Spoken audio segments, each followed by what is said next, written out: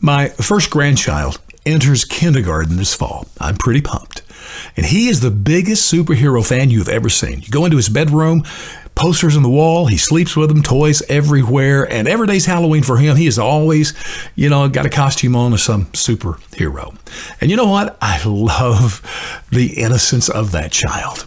And that's why I don't understand. We're in the midst of this debate about what to teach these kids in school, in the public schools.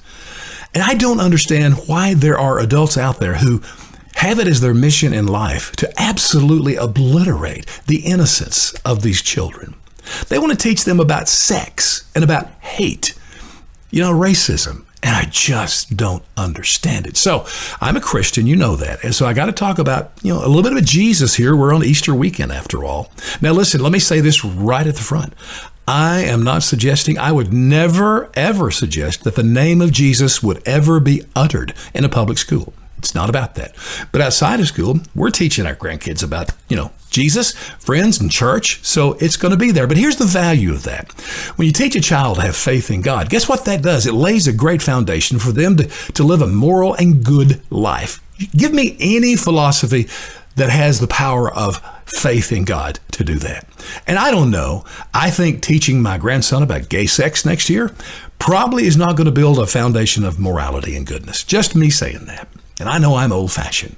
And this whole hate and racist thing, why do you want to teach that? They're going to be slapped in the face with this way too soon. And we will be there to answer their questions and educate them on this terrible reality of human nature.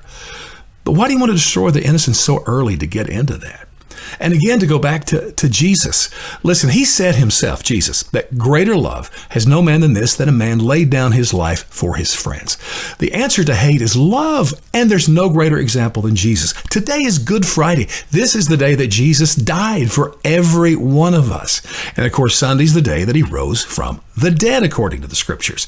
So the greatest example in the history of the world of love is Jesus. And what a great, again, foundation for these kids in their innocence, to let them know that God didn't just create them, but created every human being. And he created them in his own image, which makes every human being special. So regardless of their color, where they come from, their culture, their beliefs, we are to respect them and even love them. How about that for a foundation in the midst of their innocence? I want to conclude with this. I know a lot of you that listen to me are not Christians, and I respect that. But since it's Easter weekend, I want to ask you to do a little mental exercise. Find a book. There's only about 5 billion of them that have been written about Jesus and his resurrection. Read a few chapters on it. Because listen, Paul said in 1 Corinthians 15, which is the big chapter about resurrection, by the way, in the Bible, he said there that if the resurrection didn't happen, if Jesus did not rise from the dead, then our faith is in vain. Throw the Bibles away, burn the churches down.